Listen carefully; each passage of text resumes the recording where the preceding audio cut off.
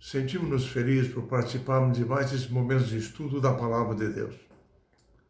Nas últimas semanas, nós temos estudado como Abraão creu no Senhor, confiou nas suas promessas e seguiu a missão que o Senhor havia lhe confiado. Porém, nessa semana, nós analisamos a experiência de um outro profeta, o profeta Jonas, que apresentou desculpas para não cumprir a sua missão. Jonas exerceu seu ministério profético nos dias dos reis Uzias de Judá e Jeroboão II de Israel, mais ou menos entre os anos 780 a 740 a.C. Algumas poucas décadas antes dos assírios levarem cativas as 10 tribos do norte que compõem o reino de Israel e destruírem aquele reino. Assim é que, no início do seu livro, o profeta Jonas diz: veio a palavra do Senhor a Jonas, filho de Amitai, dizendo: dispõe-te, vai à grande cidade de Nínive e clama contra ela, porque a sua malícia subiu até mim. A missão para Jonas era desafiadora. Localizada mais ou menos a 900 quilômetros ao norte de Jerusalém, na Mesopotâmia, Nínive era a grande capital da Assíria, uma das maiores cidades do mundo antigo. As suas ruínas subsistem até hoje no atual Iraque. O profeta devia levar a mensagem de Deus àquela cidade. E a mensagem era: dentro de 40 dias, Nínive será destruída. Mas para não cumprir a sua missão, não confrontar os ninivitas, Jonas tomou uma direção oposta à cidade de Nínive. Ele desceu até Jope, no mar Mediterrâneo, e tomou um navio para Tarsis, uma longínqua cidade também no Mediterrâneo. Porém, por que o profeta de Deus faria isso? A primeira desculpa que ele tinha é que o medo se apossou do seu coração. Medo, e medo por vários motivos. O primeiro motivo era que os ninivitas eram ferozes inimigos, possuíam um grande e poderoso exército, com cavalos, com carros.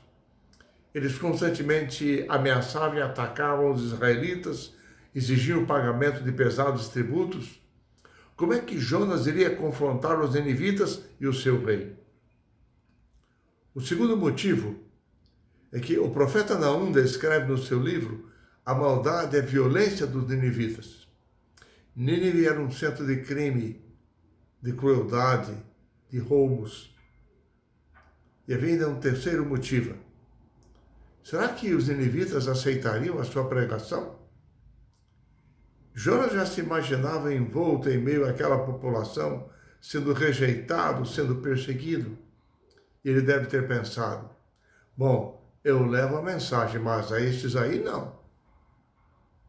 Ele deixou que o medo o impedisse de cumprir a sua missão.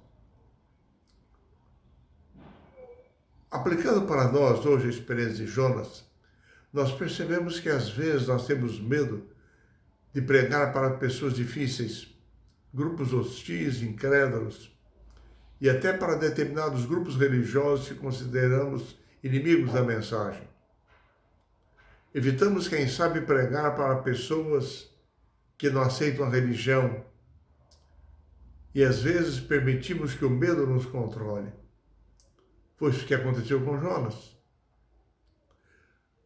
A segunda desculpa de Jonas é que ele tinha uma visão errônea do papel de Deus no cumprimento da missão. E assim, ele procurou fugir para longe de Nínive, imaginando que assim ele estaria longe também da ação de Deus para com ele. Tardiamente, em meio a uma tempestade, ele percebeu o seu erro. E ele percebeu que a missão que lhe fora confiada era uma missão do Senhor, que pertencia ao Senhor, e o Senhor tinha todas as coisas sob o controle, então ele não tinha que ter medo. Mas pensemos, Jonas não apenas temeu ir a Nínive, mas ele preferia se manter isolado dos ninivitas. E por isso ele partiu para Tarsis.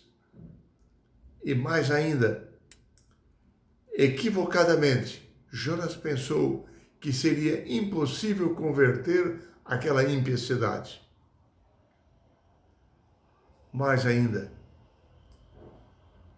o orgulho pelos resultados da sua missão tomou conta do profeta Jonas. Se eu pregar a Nínive e eles não se converterem, eu serei um evangelista fracassado. Hoje, nós podemos cometer os mesmos erros do profeta Jonas. Deus tem o controle de todas as coisas ao nos escolher para uma determinada missão. Devemos ter cuidado para não nos escondermos diante dos desafios que Ele nos apresenta. Quem sabe, às vezes, pretendemos separar-nos do mundo, isolarmos-nos das pessoas com receio do desafio da missão. Quando, na verdade, o nosso foco deve ser levar a mensagem de esperança, de salvação a outras pessoas, sermos uma bênção para os outros. Mas havia ainda um outro ponto na visão equivocada de Jonas. Nosso chamado não é para alcançarmos sucesso na missão, mas sim para cooperarmos com Deus na sua obra de salvar. A obra de salvar pertence a Deus e não a nós. O sucesso não depende de nós. Nosso papel é plantarmos a missão, plantarmos a mensagem.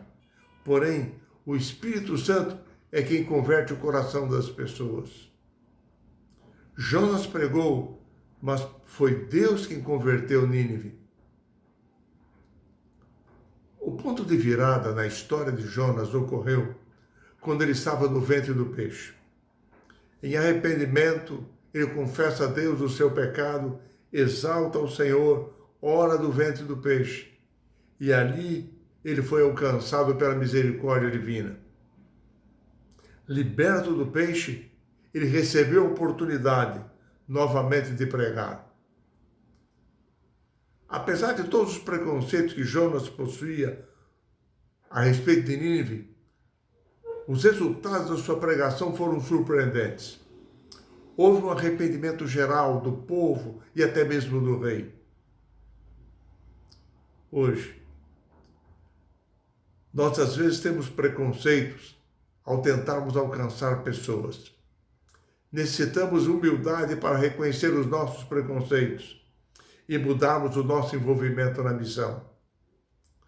Porque a missão em nossos dias requer um espírito de renúncia pessoal, investirmos tempo, energia em prol dos outros.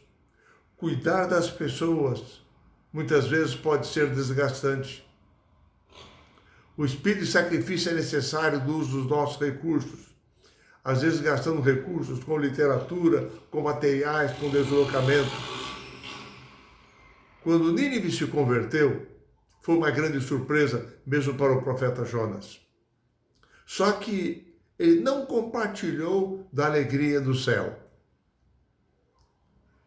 Ele se aborreceu com Deus quando Nínive se converteu. Curioso, e se aborreceu por dois motivos. O primeiro motivo é que o seu falso orgulho como profeta foi atingido. Ele pensava, eu preguei, denunciei a todos a destruição da cidade, mas isso não aconteceu. O que pensarão de mim, inclusive os meus conterrâneos? Sou eu, porventura, um falso profeta? Quando lemos Jonas capítulo 4, versos 1 a 3, nós percebemos como Jonas agora fala com o Senhor. Com isso, desgostou-se Jonas extremamente e ficou irado. E orou ao Senhor e disse, Senhor, não foi isso que eu disse? E estando ainda na minha terra? Por isso foi que eu me adiantei, fugindo para Tarsis, pois eu sabia que és um Deus clemente e misericordioso, tardio em irar-se, grande em benignidade, e que te arrependes do mal. Peço-te, ó Senhor, tira minha vida, porque é melhor morrer do que viver. Jonas não entendia a missão que o Senhor havia lhe confiado. Ele não entendia o caráter, o amor de Deus, E esse foi o segundo motivo da sua revolta, da sua ira contra o Senhor. Jonas queria que Nínive se tornasse a próxima Sodoma e Gomorra, fosse destruída. Ele foi tomado por ódio, por preconceito para com aquela grande cidade. Bondosamente, o Senhor procurou mudar a visão de Jonas sobre a missão. Jonas tinha uma visão distorcida do amor de Deus e do seu relacionamento para com as pessoas. Assim é que Deus, de modo impressionante e curioso, fez crescer num dia uma planta no lugar onde Jonas estava para protegê-lo do calor do sol escaldante. Jonas ficou feliz com aquela planta, com aquele milagre. Porém, no dia seguinte, o Senhor enviou um vento oriental e a planta morreu. Jonas ficou penalizado com a situação e ficou irritado e desejou a morte.